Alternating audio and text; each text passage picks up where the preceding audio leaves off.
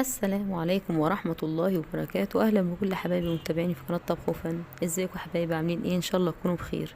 كل سنة وانتم طيبين.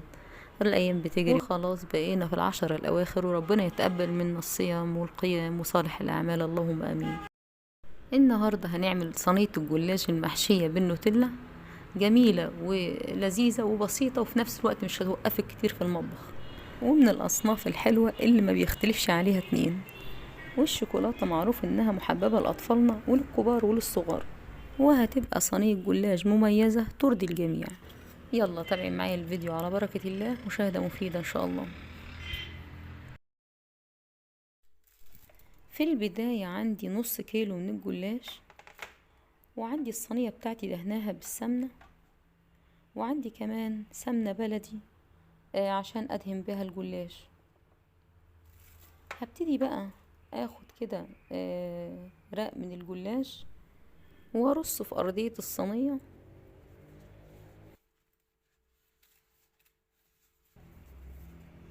هحط كده الرق الاولاني كده واظبطه كده في ارضية الصينية، ولو كانت الورقة كبيرة شوية عن الصينية ممكن تتنيها من الجوانب كده عشان تبقى منتظمة.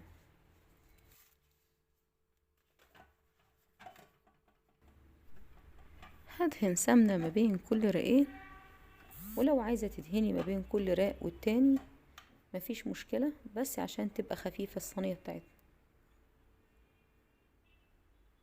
هبتدي كده ادهن،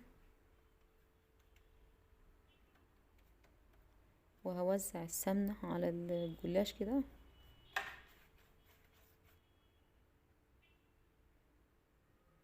وبعدين هبتدي احط راق تاني. السمك بتاع الصينية بتتحكمي فيه. انا حطيت حوالي 6 رقات او 7 رقات زي ما انت عايزة.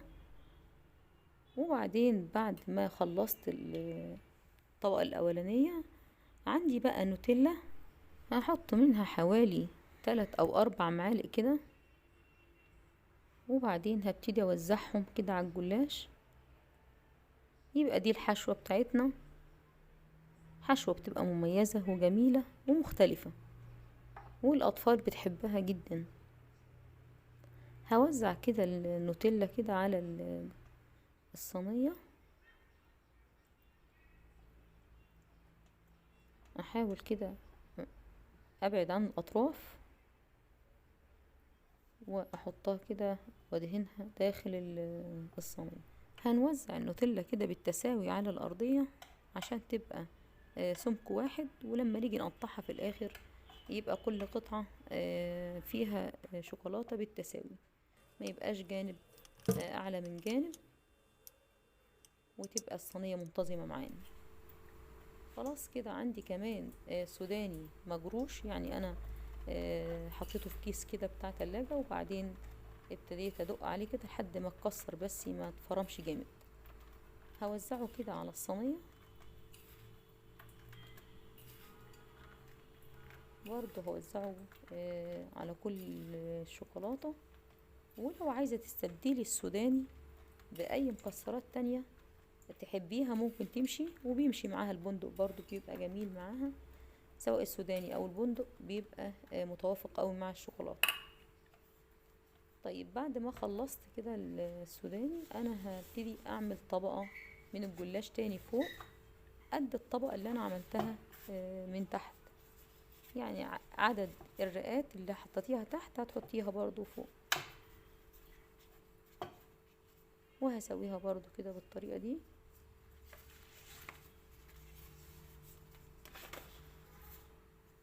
وبرضو هدهن طبقة سمنة ما بين كل رقين.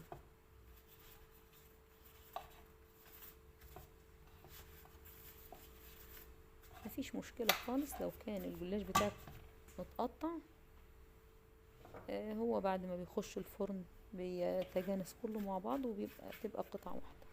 نوع السمنة يا جماعة بيفرق مع الحلويات، وبيخلي الطعم جميل لما بتكون السمنة نوعها كويس. ويستحب انها تكون بلدي، ولو مفيش امكانية للبلدي نقي نوع كويس من الموجود في السوق.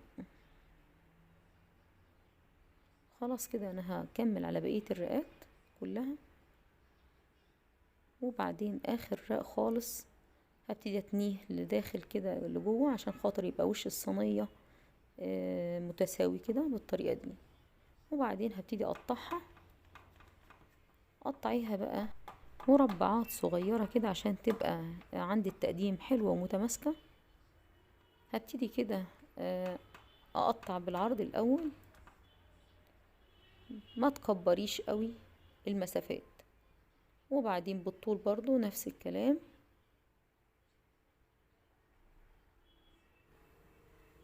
وبعد ما قطعتها كده برضو هحط على الوش سمنة عشان الوش معايا ياخد لون تحت الشواية لما اجي ادخلها الفرن. كده هوزع كده السمنة على الوش.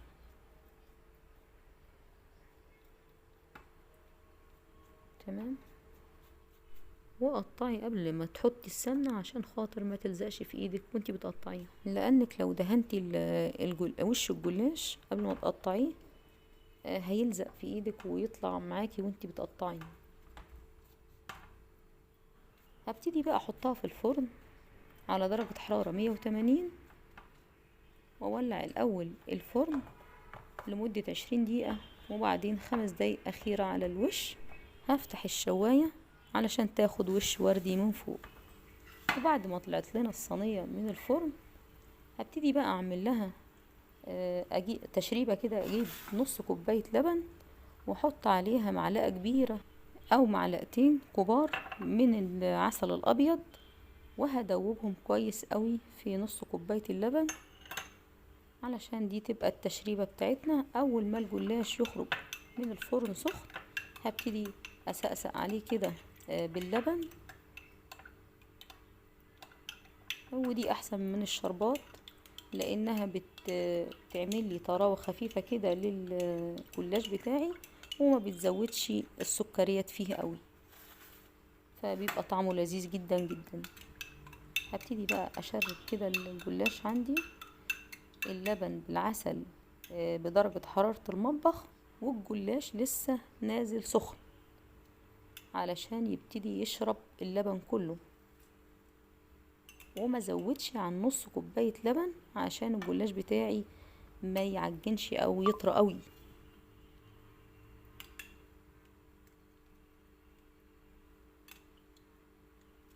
نص كوباية اللبن كفاية قوي على الصينية بتاعتي. تمام.